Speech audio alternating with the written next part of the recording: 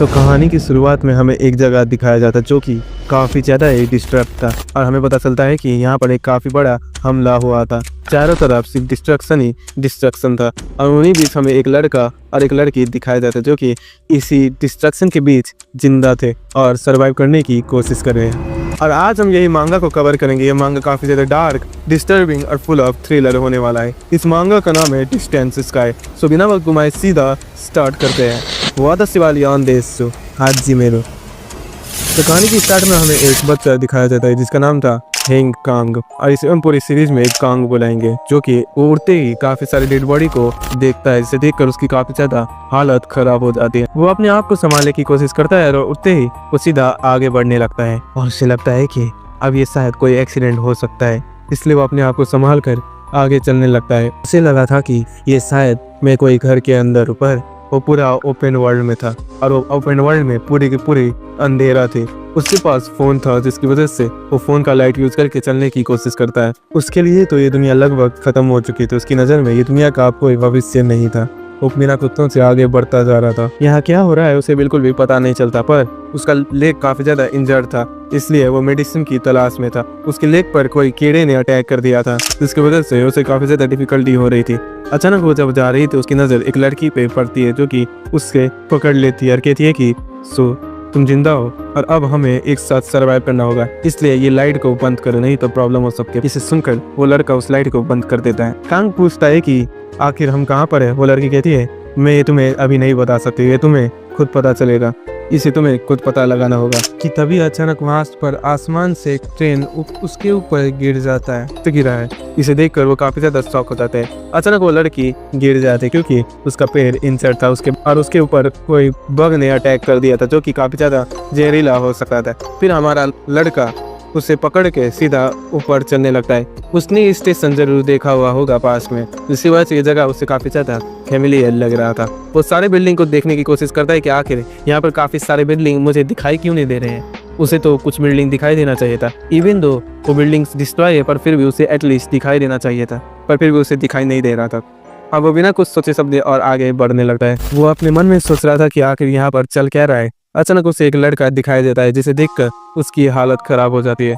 हमें दिखाई देता है कि वो लड़का एक ग्लास को फोड़ रहा था। उसे देखकर कांग पूछता है कि मेरे भाई तुम वहाँ पर क्या कर रहे हो, तुम वो ग्लास को क्यों फोड़ रहे हो। वो उससे स्माइल करके वहाँ से गायब हो जाता है। उसे भी समझ नहीं पाता कि वहाँ पर क्या हो रहा है। वो अपने आप को कुछ समझ के क्वेश्चन पूछे उससे पहले ही उसकी नजर नीचे पड़ते बग था जिसने कांग के ऊपर अटैक कर दिया था। और जब उसकी नजर मिटती है तो अचानक वो लड़की भी वहाँ से गायब हो चुकी थी, इसलिए अब वो सीधा उस लड़की की तलाश में उसे ढूंढ रहा था।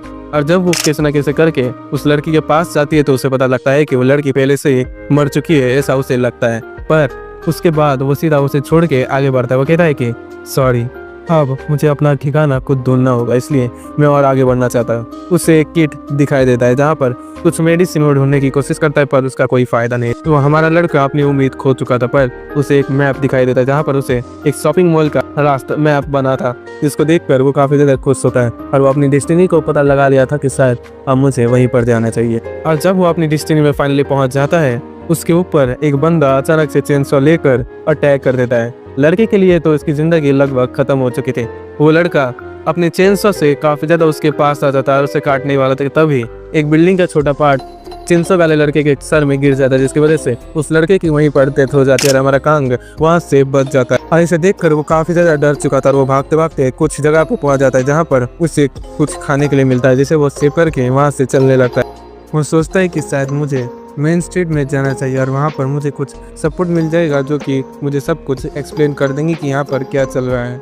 बहुत वक्त ढूंढने के बाद फाइनली कांग को एक और कन्वीनियंस स्टोर मिलता है, पर वहाँ पर कुछ नहीं था। वो कन्वीनियंस स्टोर बिल्कुल खाली था। वो सोचता है कि शायद यहाँ पर कोई विजिटर आए होंगे जिन्होंने सब कुछ ले लिया होगा, पर वहाँ पर एक वॉल में एक बहुत बड़े अक्षर में डिस्टेंस स्काई लिखा था, जिसे देखकर कांग को बिल्कुल समझ नहीं आता कि आखिर ये डिस्टेंस स्काई है क्या। और उसके बाद हमारा कांग आगे देखने की कोशिश करता है कि आखिर ये जगह मुझे सिमिलर लग रहा है, पर यहाँ पर सिटी मॉल था, वो सिटी मॉल कहाँ है। और जब वो अपनी लाइट का यूज करके उसे देखने की कोशिश करता है तो उसे पता चलता है कि यहाँ पर कुछ ऐसी चीज है जो कि उस जगह की लाइट को बंद कर रही है। और हमें पता चलता है कि असल में वहाँ पर एक दीवार था जो कि मड से बना हुआ था, मतलब कि मिट्टी से। किसका मतलब हमारा कांग वहीं पर फंस चुका है और वो वहीं पर ब्लॉक हो चुका है। उसे देखकर वो काफी ज्यादा शॉक होता है कि आखिर ये कैसे हो रहा है, मैं कहाँ हूँ। उसके दिमाग में काफी ज्यादा सवाल आ रहे थे, पर फिर भी हमारा कांग हिम्मत जुटा के और आगे बढ़ने की कोशिश कर। फिर इसके बाद कांग को कुछ लाइट दिखाई देता है जिसका वो सीधा पीछा करने लगता है कि तभी वहां पर वो नीचे गिर जाता है। उसके बाद उसके पास अब कोई भी उम्मीद नहीं थी। वो जोर जोर से लोग के लिए आवाज लगाना शुरू कर देता है कि शायद कोई आएगा और उसे जरूर बचाएगा, पर वहां पर कोई नहीं आता। उल्टा वहां पर बग आ जाते हैं जो कि उससे हाथ में अटैक करते हैं, जिसकी वजह से उसका हाथ का पकड़ छूट जाता है। लड़की की जिंदगी खत्म होने वाली थी कि तभी वहाँ पर एक लड़की आ जाती है और मेरे को तो लगता है कि असल में वो लड़की मरी नहीं थी। कान को विश्वास नहीं हो रहा था कि ये तो मरी हुई थी, पर ये कैसे जिंदा है। वो लड़की कहती है कि क्या मैं मरा हुआ था? तुम्हें क्या लगता है कि मेरे जैसे ड्रेस सिर्फ एक ही लड़की ने लगाया होगा? यहाँ पर काफी सारे लड़के ऐसे हैं जो कि मेरे जैसे ही क्लोथ लगाए होंगे, उनमें से मैं एक को। पर कांग उसके ऊपर काफी ज्यादा गुस्सा हो जाता है। वो पूछता है कि मुझे कुछ नहीं पता, पर मुझे तुम बताओ कि यहाँ पर चल क्या रहा है। वो लड़की कहती है मैं तुम्हें ये नहीं बता सकता, तुम अपना लाइट बंद करो। पर कांग कहता है कि जब तक मुझे नहीं बताओगे मैं ये लाइट को बिल्कुल बंद नहीं करने वाला। पर कांग की लाइट की वजह से वहाँ पर काफी सारे डॉग्स आ जाते जो कि उन पर अटैक करना चाहते थे, क्योंकि वहाँ पर काफी सारे अंधेरापन था। पर कांग की लाइट सभी लोग को नजर उसके ऊपर ला रहे थे, जिसकी वजह से वो लड़की उससे लाइट बंद करने के लिए कह रही थी। अब वो डॉग उसे देखकर उन पर अटैक करने वाला था कि उसे भागते भागते हमारा लड़का और लड़की सेफ जगह में पहुंच जाती है। लड़की अपनी कहानी बताती है कि क्या हुआ था। वो लड़की उससे सारी बातें बताता है कि यहाँ पर वो कैसे है। वो कहती है कि मैं एक स्कूल ट्रिप में थी जहाँ पर हमने गया था और ये शायद हमारा लास्ट स्कूल ट्रिप था। वहाँ पर हमने एक माउंटेन की तरफ एक मिसाइल जैसा कुछ दिखाई दिया था और उसके बाद जब मैं उठा तो यहाँ पर सिर्फ अंधेरापन था। कांग कहता है कि क्या वो कोई मिसाइल था? वो कहता है कि मुझे इतना ज़्यादा पता नहीं है, पर वो हो भी सकता है। कांग पूछता है कि आखिर ये इंसिडेंट का कितना वक्त हुआ होगा। वो लड़की कहती है लगभग 2 महीने।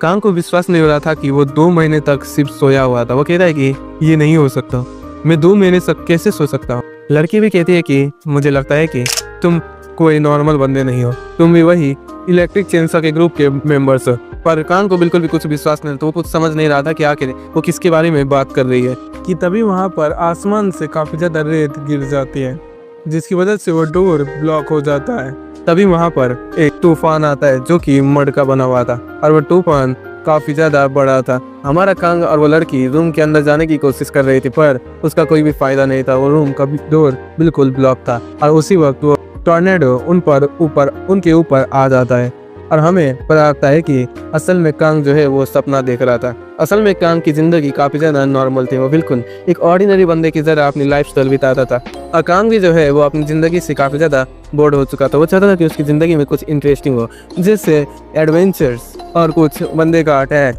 ऐसा कुछ वो चाहता था कि मेरी लाइफ में कुछ हो जाए। और यही सोचता सोचता जब वो अपनी क्लास में था वो अचानक सो जाता है और उसी वक्त वो सीधा उठता है यही जगह। उसे पता लगता है कि ये जो यहाँ पर जो हो रहा है वो सब सपना नहीं एक हकीकत था। और हमें पता लगता है कि कांग के पेट में एक रॉड घुसा हुआ है, जिसकी वजह से अब जल्दी कांग मरने वाला है। वो लड़की कहती है कि तुम थोड़ा साइड हट सकते हो, ये थोड़ा ऑकवर्ड पोजीशन है, मुझे काफी ज्यादा अनकंफर्टेबल फील हो रहा है। कांग कहता है कि सॉरी, पर मैं ऐसा नहीं कर सकता, मैं थोड़ा वक्त तक होल्ड कर सकता हूँ और कुछ नहीं। मैं चाहता था कि एक एडवेंचर जैसी जिंदगी जियो और एक काफी ज्यादा अच्छी जिंदगी मैं जीना चाहता था, पर ये जो डेड इंसान और एनवायरनमेंट को देखकर मुझे डर लग गया।